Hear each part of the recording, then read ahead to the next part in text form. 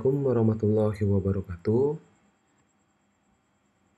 Bersama saya Widodo Saputra.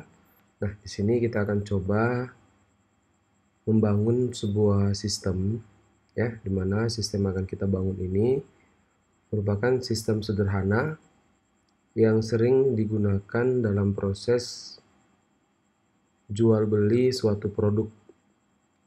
Oke, jadi dalam sistem yang akan kita bangun ini kita memerlukan beberapa alat ya. Yang pertama itu kita membutuhkan sebuah alat yang namanya adalah scan barcode ya. Kemudian kita juga membutuhkan alat yang namanya RFID reader ya, beserta kartunya. Dan yang ketiga kita membutuhkan satu unit printer Bluetooth ya. Sebisa mungkin kita gunakan yang model thermal ya, agar lebih hemat biaya. Oke, dan solusinya sebenarnya alat ini tidak harus ada, karena memang penggunaan alat ini hanya untuk read and write di dalam proses pemberian sebuah inisial seperti kode ya. Dia akan membaca sistem barcode atau membaca ID cardnya. Oke, baik, mungkin kita langsung aja untuk membuatnya. Jadi di sini kita sudah membuat sebuah database ya buat kawan-kawan. Perhatikan di sini saya membuat database, namanya adalah kasirku.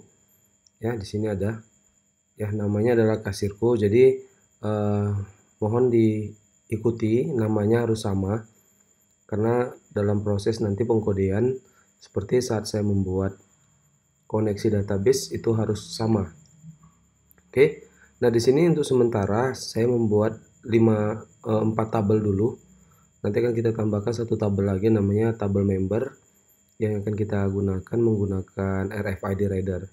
Nah, yang pertama saya buat tabel ya.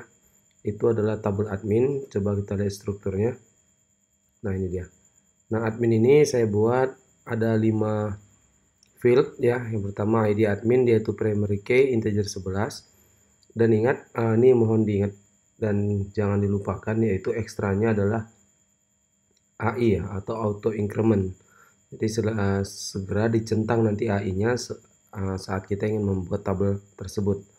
Ya, kemudian itu nama underscore admin, username, password ya, dan level. Oke.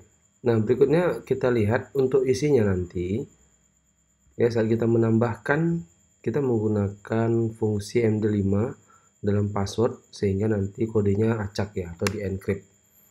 Oke, itu untuk admin. Kemudian untuk barang, strukturnya itu seperti ini, ada 7 field ya, mulai dari ID barang juga sama seperti ID admin tadi. Dia itu adalah primary key integer 11, dan tidak lupa kita memilih atau mencentang auto increment-nya. Oke. Nah, kemudian nama barang, jenis barang, harga. Nah, kita harga di sini menggunakan integer sebenarnya 7 ya. Kita bisa 7 karena jumlah karakter mungkin harga yang kita jual itu berkisar jutaan gitu. Jadi ada 7 karakter. Tapi kalau dibuat 11 juga tidak masalah. Ya, jadi harga modal kita buat. Kita juga membuat harga jual. Kemudian kita buat jumlah atau stok sisa dari barang yang kita jual. Kemudian yang terakhir adalah kode barcode-nya. Nah, di sini kode barcode harus varchar 50 ya, tidak kita gunakan integer karena tidak selamanya kode barcode itu menggunakan angka. Terkadang ada kode barcode yang menggunakan huruf. Oke. Nah, di sini ada harga modal dan harga jual. Tujuan kita buat ini adalah nanti kita akan bisa melihat berapa harga modal, berapa modal yang kita keluarkan, dan berapa nanti harga jual, sehingga kita bisa mendapatkan keuntungan, berapa jumlah keuntungan. Oke, jadi aplikasi kita ini bisa kita gapai atau bisa kita cari semua yang kita inginkan. Nah, berikutnya adalah tabel penjualan. Ya, di tabel penjualan ini di sini ada ID penjualan sama dia primary key integer 11, auto increment juga ya, karena dia bisa melakukan proses penjualan terus-menerus. Oke, tanggal jual kita gunakan date, waktu kita gunakan time, Ya, total belanja itu nanti hasil dari proses berapa total belanjanya, berapa uang yang dibayarnya, kemudian siapa adminnya yang mengelola proses penjualan ini. Jadi ada pertanggungjawabannya. Jadi siapa admin kasirnya itu akan bisa kelihatan ya siapa yang mengelola. Oke, berikutnya adalah tabel proses. Nah, tabel proses ini terdiri dari 4 field ya, sederhana aja. ID Pro namanya itu adalah primary key ya. Kemudian di auto increment juga. Nah, ID penjualan itu. Jadi proses yang terjadi di sini ya, di penjualan dia bisa masuk kemari nanti. Ya, bisa masuk ke dalam proses. Kemudian ID barang yang dibeli. Ya. Kemudian jumlah. Berapa jumlah yang dibeli? Nanti akan dikalikan dari harga modal atau harga total ya, harga jual dikali berapa jumlah yang dibeli. Oke, nah itu dia rancangan database sederhana yang sudah kita buat. Jadi sehingga kurang lebih tampilannya seperti ini relasinya. Untuk level ini kita gunakan enum, admin, petugas.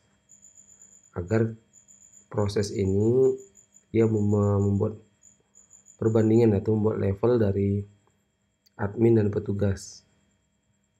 Oke, nah sekedar info bahwasanya aplikasi yang akan kita bangun ini namanya adalah Kasirku ya, dimana aplikasi ini akan kita gunakan sebagai media pembukuan dari proses penjualan seperti butik ya, kemudian supermarket, minimarket dan lain-lain yang menggunakan model penjualan seperti ini.